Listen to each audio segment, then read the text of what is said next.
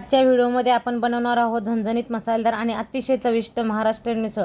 घरच्या घरी अगदी सोप्या पद्धतीने बनवणारी ही मिसळ नाश्ता, दुपारचे जेवण आणि संध्याकाळच्या खाण्यासाठी एकदम परफेक्ट आहे। तर चला झणझणीत मिसळला सुरुवात करूया। आज मी तुम्हाला बघा मिसळ करून दाखवणार आहे। त्यासाठी मी बघा ही पाव किलो एकदम छान मोड आलेली मटकी घेतलेली आहे बघा, आणि परसाना पण घेतलेला आहे। आणि आपल्याला साहित्य काय काय लागणार आहे बघा। एक मोठ्या आकाराचे 3 कांदे घेतलेले आहेत मी। हे आपल्याला लांबडे चिरून व्यवस्थित भाजून घ्यायचं आहे।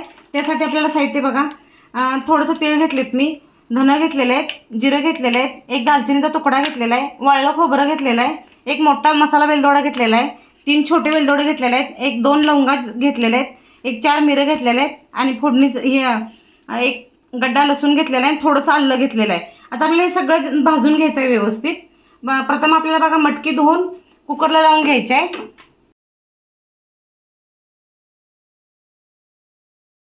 थोडीशी धुवून घेतलेली आहे मी, घरी भिजवलेली नाहीये मटकी, विकत आणल्या त्यामुळे मी धुवून घेतलेली आहे। मटकी घरी भिजवली असली तर धुवायची काही गरज नाहीये। बघा आता मी मटकी स्वच्छ धुवून घेतलेली आहे। आता आपल्याला याला कुकरमध्ये 1 शिट्टी देऊन घ्यायची आहे।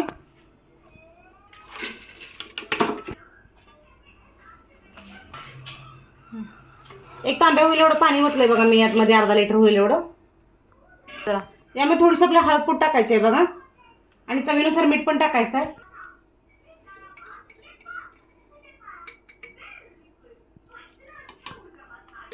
चवीनुसार मी मीठ टाकले। आता आपल्याला याला 1 शिट्टी देऊन घ्यायची आहे।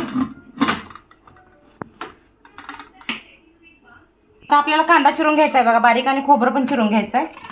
आता एक कांदा बारीक चिरून घेतलेला लांबडा लांबडा, खोबरं पण बारीक कापून घेतलेलं आहे। आता हे सगळे मसाले बघा आपल्याला कोरडे भाजून घ्यायचे सगळे, तेल वापरायचं नाही या मसाल्याला। तवा ठेवलेला मी तापायला प्रथम गॅसवर, 1-2 मिनिटच फक्त परतून घ्यायचं आपल्याला व्यवस्थित।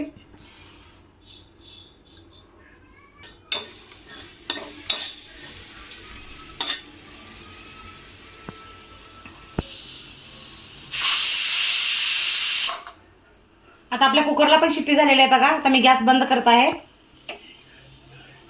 आता आपला हे वाळला मसाला सगळा भाजलेला आहे बघा, आपल्याला एका ताटात काढून घ्यायचा आहे आणि मिक्सरला लावून घ्यायचा आहे। याची पेस्ट करून घ्यायची आहे मिक्सरला। आता आपला कांदा पण भाजून घ्यायचा आहे बघा तांबूस रंग होईपर्यंत। आपल्याला कांदा भाजण्यासाठी थोडंसं तेल वापरायचं आहे आपल्याला।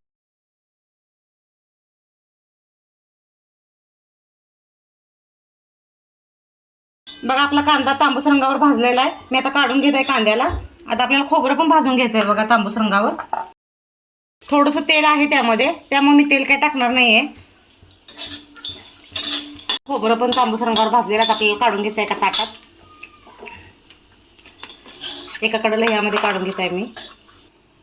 पहिले आपल्याला बघा वाळलेला मसाला बारीक बारीक करून घ्यायचा आहे, ओला मसाला नंतर बारीक करायचा। तर बघा अशा प्रकारे आपला वाळलेला मसाला बारीक झालेला आहे, सगळे खडे मसाले। आता आपल्याला कांदा आणि खोबरं बारीक करून घ्यायचं आहे।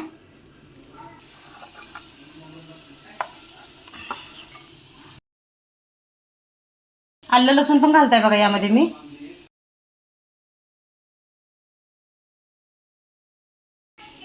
आता आपल्याला मिक्सरला बारीक फिरवून घ्यायचं आहे बघा मिक्सरला। यामध्ये बघा मी कांदा, लसूण, आलं आणि वाळलेलं खोबरं बारीक करून घेतलेलं आहे बघा मसाला सगळा। तर आता आपल्या मिसळच्या फोडणीची आपल्याला तयारी करून घ्यायची आहे बघा। आता प्रथम बघा मी भांडं ठेवलेलं आहे गॅसवरती। आता आपल्याला यामध्ये थोडंसं तेल वापरायचं आहे। आपल्याला तर्री येण्यासाठी थोडंसं तेल जादा वापरायचं आहे। प्रथम मोहरी घालायची आहे बघा आपल्याला। मोहरी आपल्याला चांगली तडतडू द्यायची आहे बघा। बघा आता थोडंसं जिरं टाकायचं आपल्याला, थोडासा कढीपत्ता। फोडणीसाठी मी 2 छोट्या आकाराचे कांदे घेतलेले बघा कापून। कांदा आपल्याला चांगला तांबूस रंगावर होईपर्यंत भाजून घ्यायचा व्यवस्थित।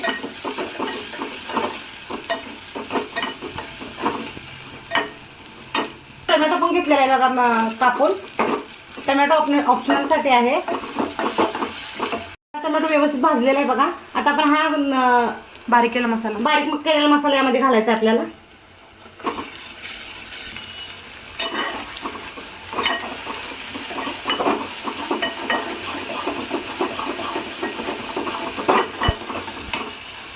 वाळलेला मसाला पण घालायचा आहे बघा.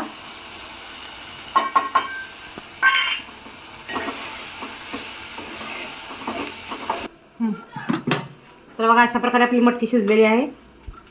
आपला मसाला म्हणजे पूर्णपणे तेल सोडलेलं आहे. आता यामध्ये आपल्याला चटणी वापरायची आहे. चटणी वापरा किंवा कांदा लसूण मसाला वापरा तुम्ही. मी आता गॅस बारीक ठेवणार आहे. तुमच्या चवीनुसार तुम्ही चटणी वापरा.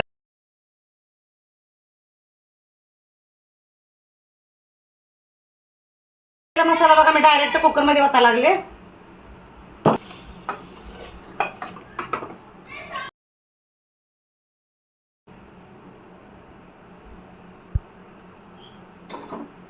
मी इकडे तोपर्यंत पाणी गरम करायला ठेवायला बघा. अजून थोडं पाहिजे आहे रस्सा.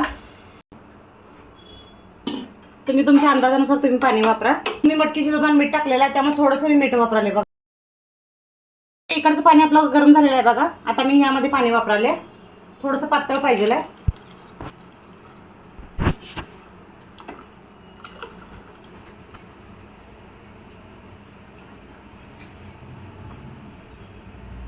आपल्याला नुसतं याला उकळी येऊन द्यायची आहे बघा. एक आपली मटकी आधी शिजलेली आहे.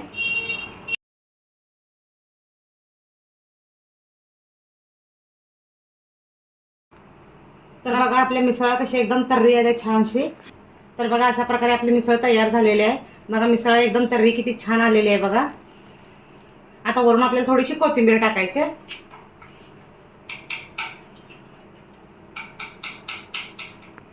तर बघा अशा प्रकारे आपली मिसळ तयार झालेली आहे.